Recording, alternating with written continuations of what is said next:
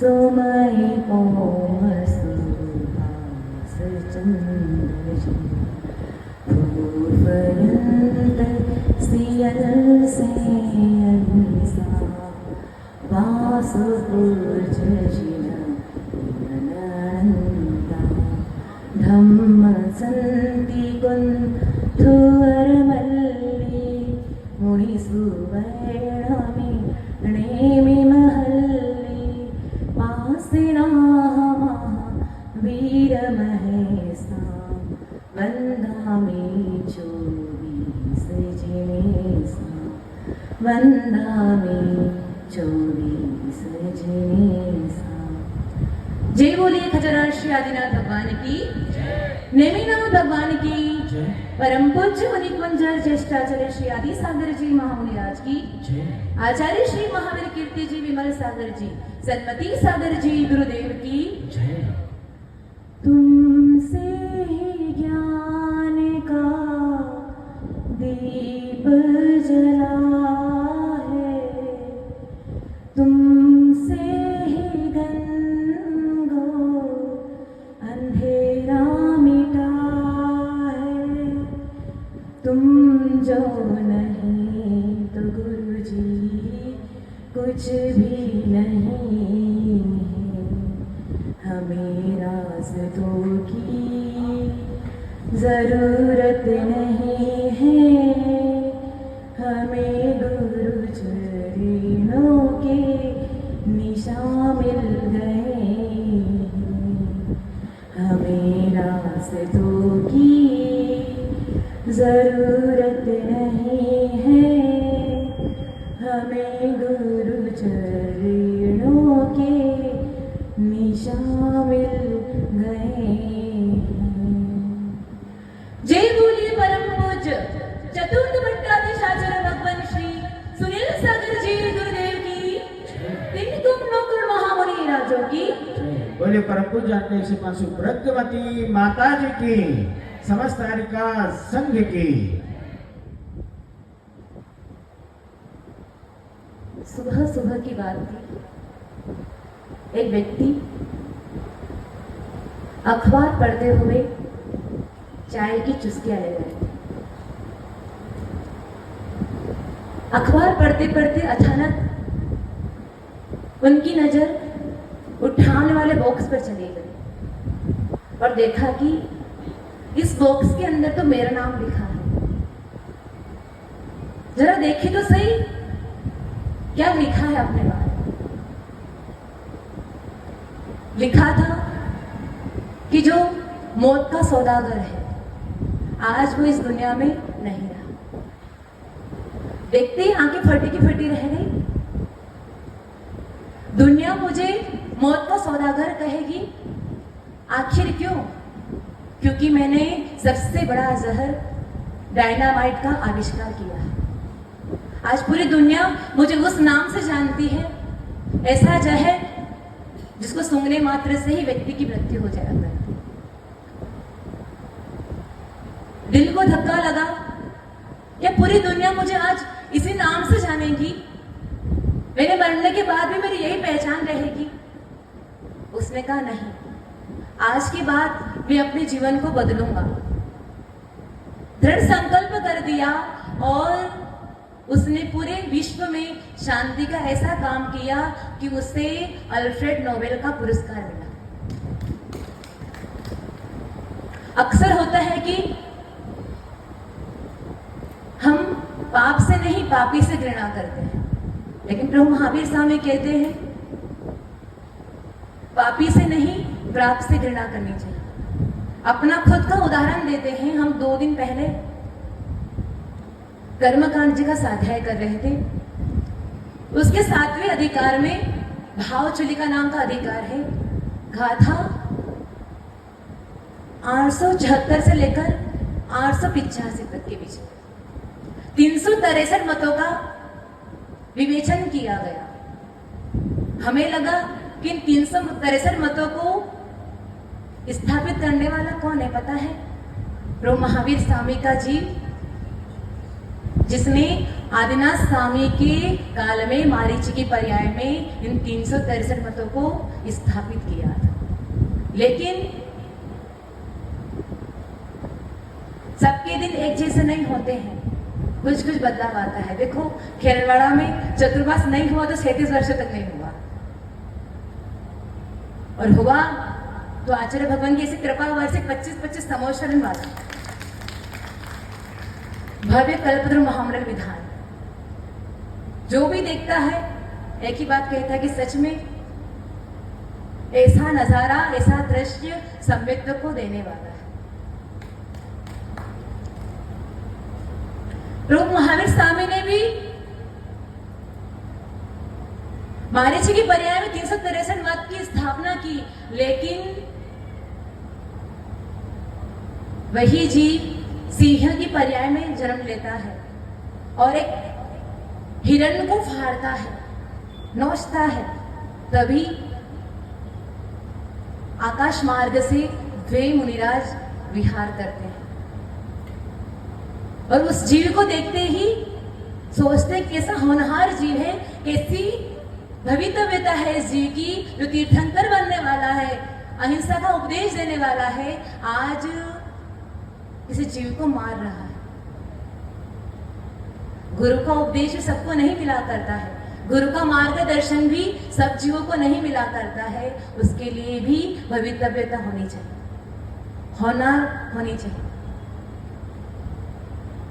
मुनिराज धरती पर आए, संबोधन किया, हे सिंहराज, ये क्या कर रहे हो? ये कैसा पाप कर रहे हैं?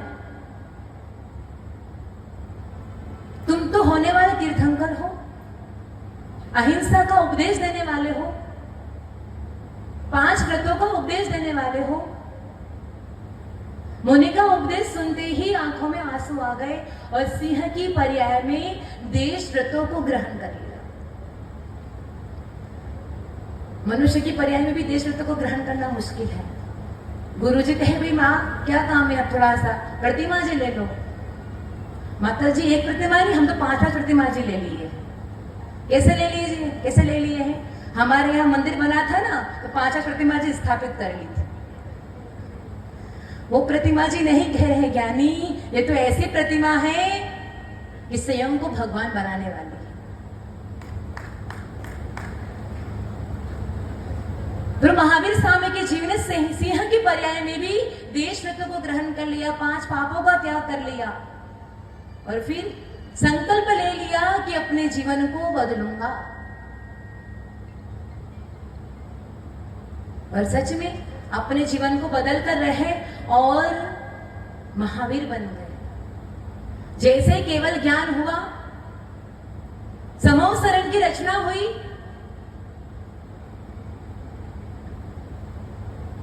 लेकिन अभी तक प्रभु जी की वाणी नहीं खिली। बात क्या हो गई? स्वधर्म इंद्र तो सेवा में लगे हुए ही थे, आसन कंपायमान हो गया। क्या बात हो गई? 64 दिन हो गए पर महावीर स्वामी की वाणी नहीं खिली। कौन होगा ऐसा योग्य पात्र जिसके निमित्त से प्रभु की वाणी खिलेगी?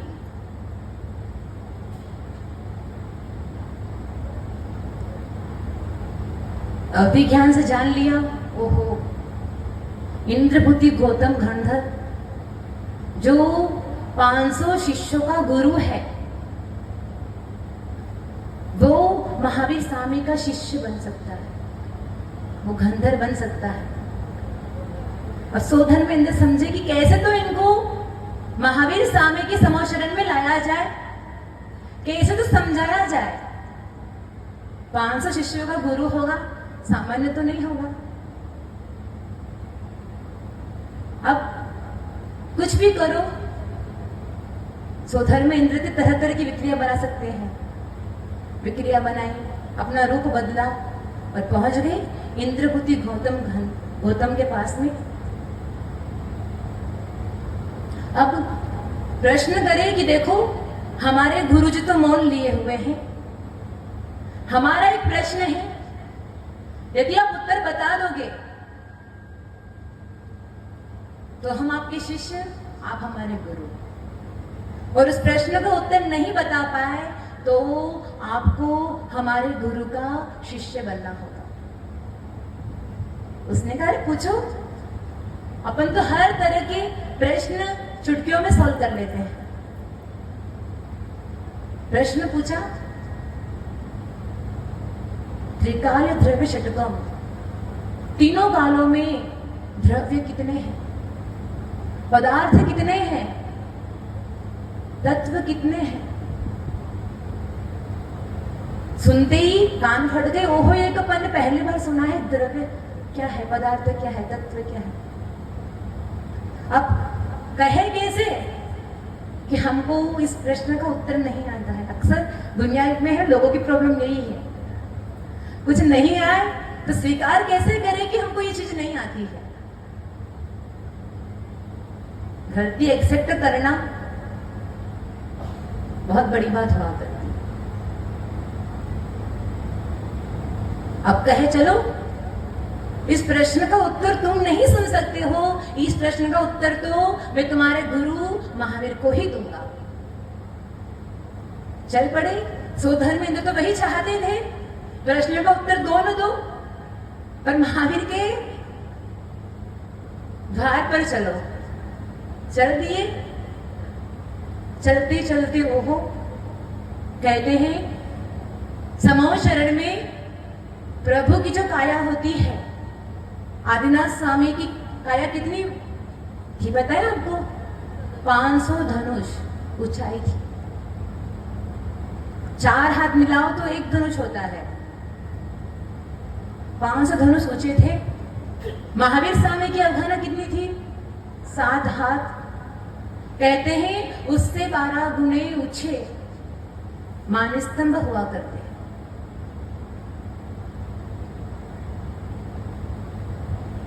और जैसे ही इंद्रभूति आए, मान स्तंभ को देखा और देखते ही सारा मान छुर छुर हो गया।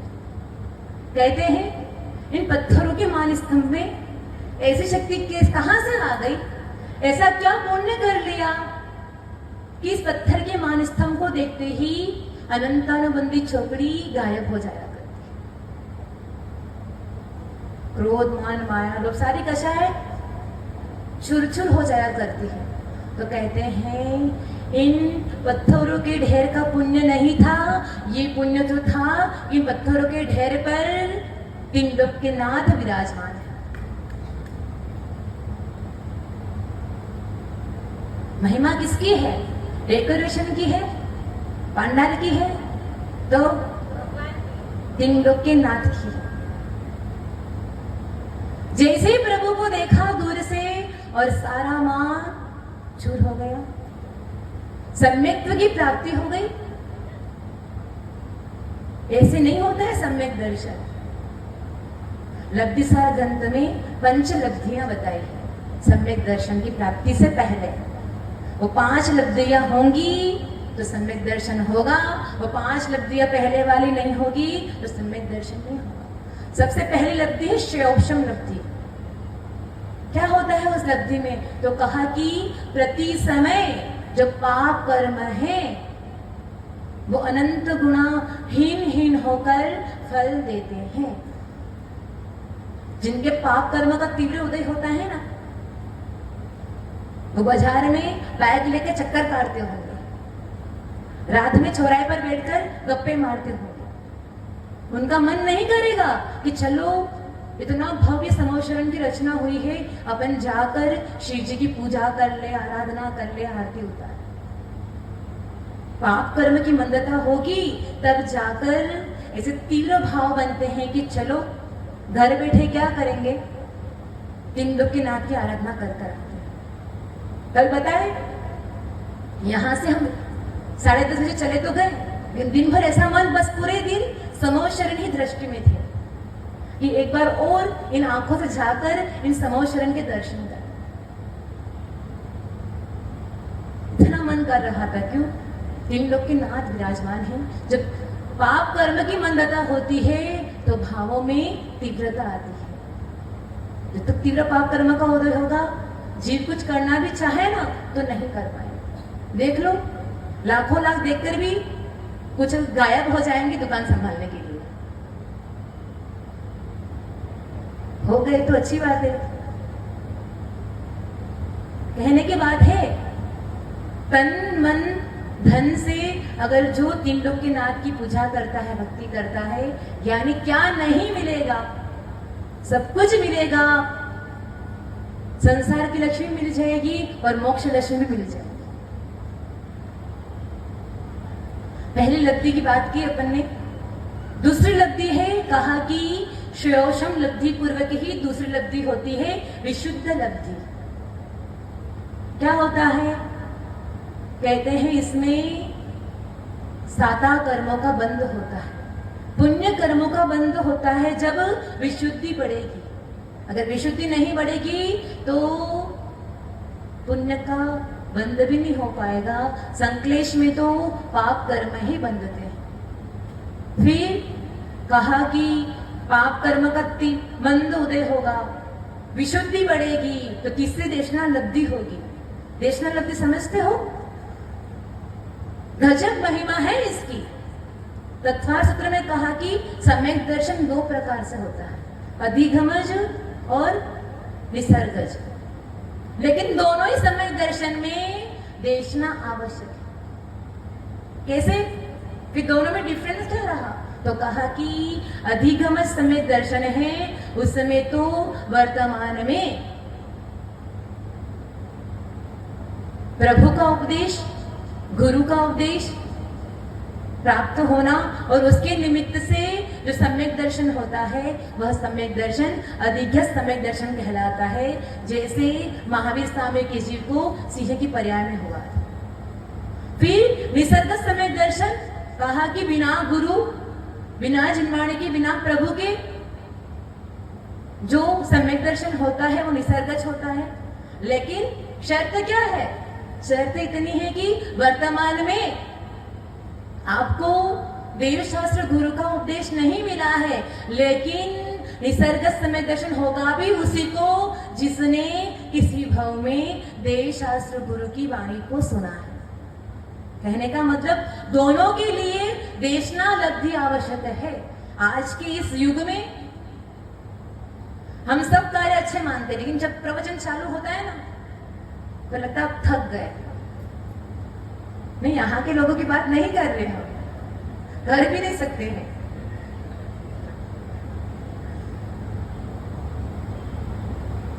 बस प्रवचन चालू हुआ कि हम थक चुके हैं, थोड़ा सा बाहर जाकर घूम के आते हैं। ध्यान रखना, जिनको प्रभु का समोसरण नहीं सुहा रहा है वो 84 के चक्कर काटते हैं। घूम के आते हैं मतलब क्या है? 84 में घूम के आते हैं। और जिनको अब घूमना पसंद नहीं है, अब प्रभु की देशना सुननी है, वो जीव 84 के चक्कर नहीं काटता है। वो कहता है प्रभु बस आपके चरणों में मन लग गया, अब कहीं मन लगाने की जरूरत नहीं। इतनी इंपॉर्टेंट है देशना लब्धि। लेकिन देशना सुनने के भाव कब होंगे? क्या कहा? जब श्रेयोषम लब्धि होगी, विशुद्ध लब्धि होगी, तब जाकर क्रम से तीसरी देशना लब्धि होगी। फिर अब देशना लब्धि कितना गजब का काम करती है कि छोटी प्रायोगिक लब्धि होगी, उसमें क्या होगा? तो कहा कि उसमें जो पाप कर्म है उनके फल देने की शक्ति द्विस्थानीय हो जाए। हमने कहा ना, पाप कर्म भी 4 प्रकार के होते हैं, नीम, कांजीर, विष, हलाहल। नीम से ज्यादा कड़वा होता है कांजीर, कांजीर से ज्यादा खतरनाक होता है विष, और विष से भी ज्यादा खतरनाक होता है हलाहल। तो कहा कि जो ऐसे पाप कर्म सत्ता में पड़े हुए हैं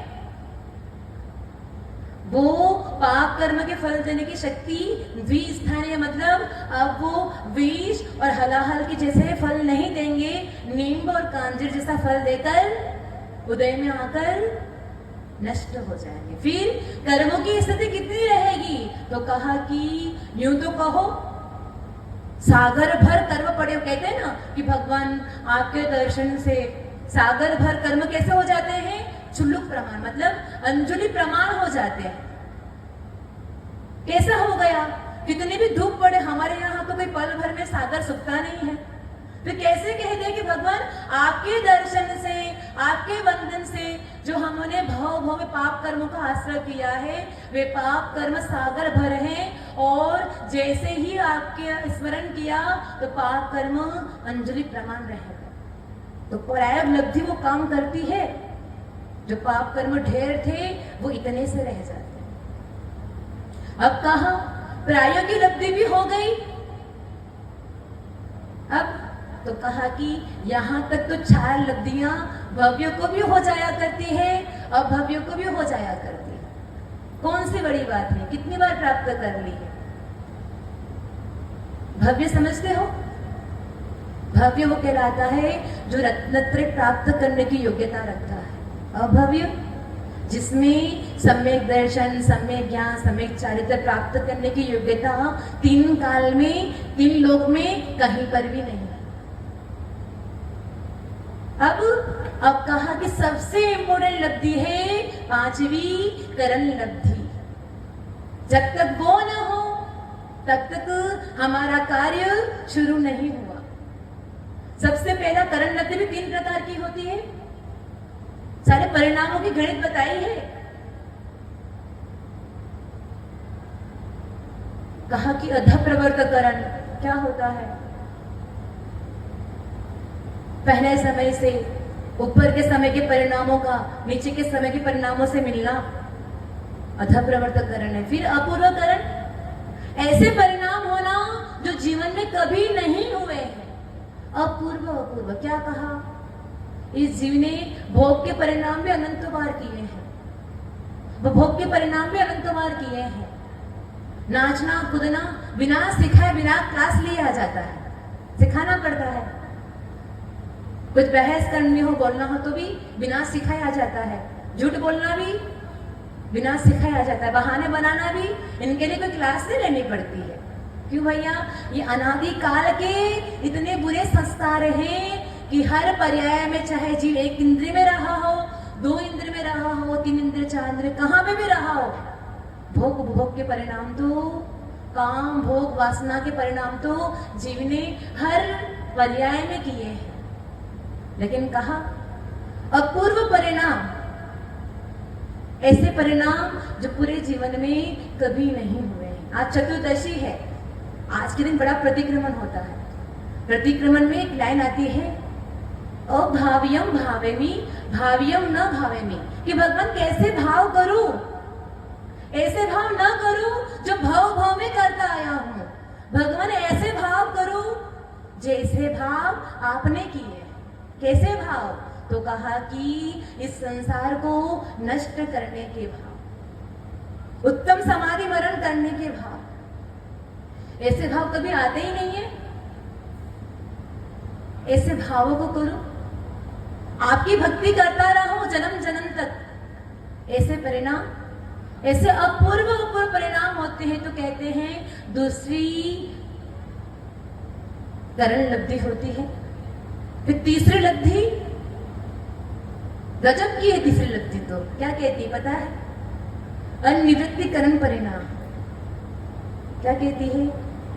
ज्ञानी वो लब्धि कहती है आपका रंग अलग हो सकता है, आपका रूप अलग हो सकता है, आपके वस्त्र अलग हो सकते हैं, आपके आसन अलग हो सकते हैं, लेकिन अनिवृत्तिकरण परिणाम ऐसे लगती है, ऐसा करण परिणाम है। वो कहती है सब कुछ अलग हो सकता है, लेकिन इस परिणाम में जो जीव आया है उसके परिणाम अलग अलग नहीं हो सकते हैं। अनिवृत्तिकरण परिणाम ऐसे परिणाम है, समान समयवर्ती जीवों के परिणाम समान ही रहेंगे, और वो ही नहीं मिलता है। कपड़े तो सेम मिल जाते हैं, कपड़ों के मैच से परिणाम मैच हो जाए तो हो जाते हैं क्या? यानी सबसे बड़ी तकलीफ है हर जगह पर। क्या तकलीफ है? परिणामों का मैच होना। जहां परिणाम मैच हो गए समझ लेना अब अपन ज्यादा समय तक यहां रहने वाले नहीं। हमारे गुरुजी कहते हैं जो शिष्य या जो भक्त एक झाझम पर नहीं बैठ सकते हैं, मतलब समझना कि उनसे सिद्धशिला सिद्ध लोग बहुत दूर है। क्यों? वे सिद्ध लोग में तो व्यवस्था ही ऐसी है, एक सिद्धों में अनंत सिद्ध विराजमान है, 45 लाख योजन प्रमाण। सिद्धशिला में अनंत अनंत जीव विराजमान है। कैसे हैं? तो कहा कि जिन्होंने एक साथ एक जाजम पर बैठना सीख लिया वही जीव सिद्ध बना करते। इंद्रपुत्र गौतम ने भी जैसे मान स्तंभ के दर्शन किए, वो 5 लब्धियां एक साथ हो गई, सम्यक दर्शन भी हो गया। अभी तक तो मिथ्यात्व का उपदेश देता था, मिथ्यात्व के गुण गाया करता था, अपने को श्रेष्ठ माना करता था, लेकिन जैसे ही महावीर स्वामी के दर्शन किए तो कहते हैं कि भगवान आप पहाड़ है तो हम राय का दाना। अंदर प्रवेश किया, प्रवेश करते ही अब भगवान से कहते कि भगवान क्या चाहिए? कहते ना समो शरण में जाते हो तो जो कल्पना करोगे, जो मांगोगे सब कुछ मिल जाए, मिलता है ना सब कुछ। फिर उन्होंने क्या मांगा भगवान जी से? भगवान दीक्षा देखिए।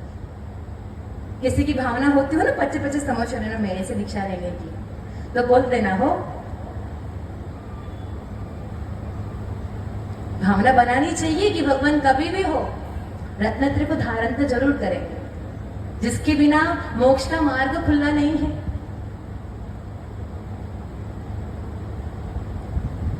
और जैसे ही वस्त्र उतारे दीक्षा धारण की, और वैसे ही भगवान के प्रथम धर्मधर बन गए। अब भगवान ने उपदेश देना प्रारंभ किया।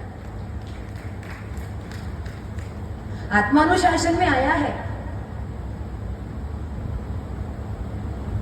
श्रोता कैसा होना चाहिए और वक्ता कैसा होना चाहिए? कैसा श्रोता होना चाहिए? चलो आपको ऊपरी ऊपरी सिखा लेते हैं। श्रोता कैसा होना चाहिए? एक कान से सुने, दूसरे कान से निकाल दे।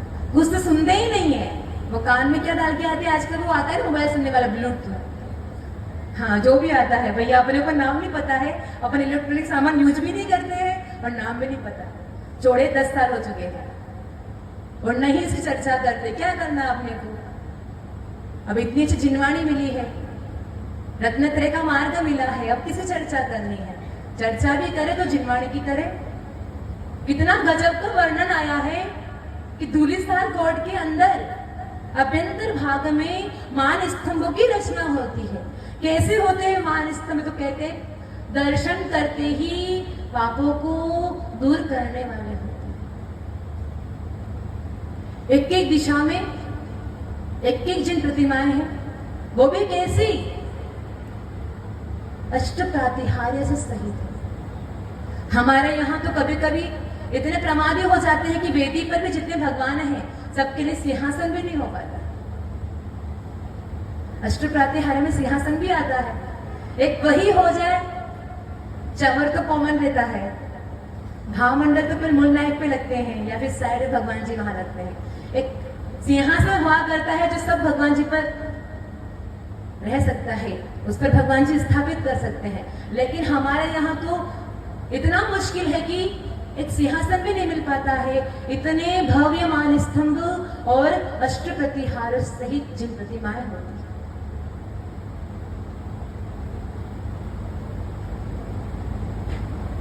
तीर्थंकर भगवान का वैभव बताती है वो मान स्तंभ कितने विशाल है। समो शरण की अद्भुत रचना। फिर मानस्तंभ होते हैं, चित्त प्रसाद भूमि आती है, इसके बाद में पहली वेदी आती है। रचना है समो शरण की। उसके बाद में क्या आता है? तो कहा कि दूसरी खादिका भूमि। कैसी होती वो भूमि?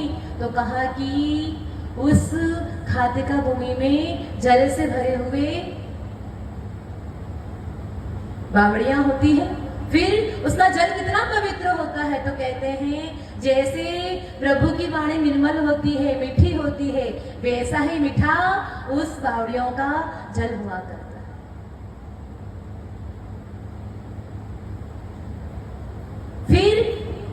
चारों तरफ से वेदिकाएं होती है।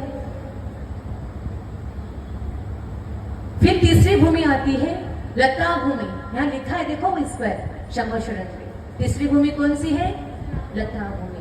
इतने सुंदर सुंदर पुष्प हुआ करते हैं उस भूमि पर, लगता है कि जैसे प्रभु पर वृष्टि ही कर रहे हैं। सुगंधित फूल हुआ करते हैं, तोड़कर नहीं रखते हैं, शोधन करके प्रभु पर जो पुष्प वृष्टि करते हैं ना हम, वो पुष्पों को कैसे रखते हैं पता है? कैसे पुष्प वृष्टि होती? पहले उन पुष्पों को इकट्ठा करते हैं, फिर उनका शोधन करते हैं। अंदर कोई जीव तो नहीं है, मरा हुआ जीव तो नहीं है। आपको पता है वज्र नाभि चक्रवर्ती, हमको वैराग्य कैसे आया था? चक्रवर्ती थे, उनके लिए वन का माली एक सुंदर सा फूल लेकर समर्पित करता है। पहले भी परंपरा थी, किसी के पास जाते तो फूल लेकर जाते, बहुत सुंदर होता है, कोमल होता है। आज ही परंपरा है। फूल चढ़ाया, चक्रवर्ती को बहुत सुंदर लगा। देखा, खोला तो देखा कि ओहो अंदर भंवरा मरा हुआ पड़ा है। विचार किया, जो भंवरा लकड़ी को छेद सकता है, वो भंवरा इतनी कोमल से पंखुड़ियों को छेद कर बाहर नहीं निकल सकता है, क्योंकि रसना इंद्र के चक्कर में भंवरा फूल की पराग लेता है और लेते लेते ही कहते हैं कि सूर्य अस्त होता है, फूल मुरझा जाता है, तो भंवरा भी उसमें फंस जाता है। लेकिन पराग लेने में मस्त है और ये भी सूझ नहीं पड़ती है कि अपन इन पंखुड़ियों को फाड़कर बाहर निकल जाए। आश्चर्य होता है, 2000 सागर की त्रस पर्याय है। इस त्रस पर्याय में मनुष्य भाव मिलना, उत्तम कुल मिलना, उत्तम क्षेत्र मिलना, उत्तम काल मिलना, सब कुछ दुर्लभ है। चाहकर भी हम चाहे तो इस मनुष्य पर्याय से वो पुरुषार्थ कर सकते हैं, इस संसार को छेदन का पुरुषार्थ कर सकते हैं। बहुत सुंदर बात है आगम में कि 14 गुणस्थान में 14 के 14 गुणस्थान चारों गतियों में केवल एक मनुष्य को ही होते हैं। किनको होते हैं? नारकियों को 4 गुणस्थान ही हो सकते हैं, कितना ही पुरुषार्थ कर ले। 100 धर्म इंद्र कितना ही पुरुषार्थ कर ले, सर्वासिद्धि का देव कितना ही पुरुषार्थ कर ले, 4 से ऊपर गुणस्थान नहीं हो सकते हैं। चक्रवर्ती चाहे तो दीक्षा लेकर 14 गुणस्थान बना सकता है। धीरज के 5 गुणस्थान होते हैं। महावीर स्वामी के जीव ने शेर के पर्याय में देश ग्रहण किए तो 5वां गुणस्थान बनाया था। इससे ज्यादा मुझे कितना ही पुरुषार्थ करे, सकल संयम को ग्रहण नहीं कर सकता है। सकल संयम के लिए तो केवल एक मनुष्य भव ही है। उसने विचार किया भंवरा चाहे तो इस कोमल से पंखुड़ियों को फाड़ कर बाहर निकल सकता, मतलब कि ये रसना इंद्रियों में इतना फंसा हुआ है कि सूझबूझ भी नहीं रही कि कहां अपने प्राण चले जाए। वो वैराग्य हो गए, इतना सा निमित्त क्या मिला? वैराग्य हो गए, चक्रवर्ती की संपदा त्याग कर ली। नहीं चाहिए संपदा, नियम है। अगर चक्रवर्ती संपदा का त्याग करके दीक्षा धारण करता है तो कहते हैं या तो सरद की लक्ष्मी मिलेगी या मोक्ष लक्ष्मी मिलेगी, और न करे तो कहा कि चक्रवर्ती अगर राज संपदा का त्याग न करे तो कहां जाता है? नियम है भैया, नरक में जाएगा। चाहे परंपरा से मोक्ष जाए, लेकिन उस भाव में, क्योंकि कहा परिग्रह के साथ में जो भी मरण करता है, नियम है वो वहीं अधोलोक में जाता है। वज्रनामी चक्रवर्ती ने संपदा को त्याग कर वैराग्य को धारण करके दीक्षा को ग्रहण किया। तो ज्ञानी आज ऐसे भव्य समवचरण की रचना हमारे यहाँ हुई है। हम सब भी भावना करें कि भगवान जैसा परम पद आपने प्राप्त किया है, जैसे भाव आपने प्राप्त किए हैं, आपने अपना कल्याण किया है, कृत्य कृत्य हुए हैं, वैसे भगवान हम भी इस संसार से कृत्य कृत्य हो जाए और आपके जैसी जिनगुण संपत्ति की प्राप्ति हो। जय बोलिए परम पूज्य चतुर्थ पट्टाधीशाचार्य भगवान सुनील सागर जी गुरुदेव की। बोले परम पूज्य का 105 सुप्रज्ञमती माता जी की। आइएगा केसरिया जी से पधारे हमारे सभी मेहमान पुनः मंच पर आएंगे। पूज्य हरिका माता जी का पाठ प्रचारण करेंगे।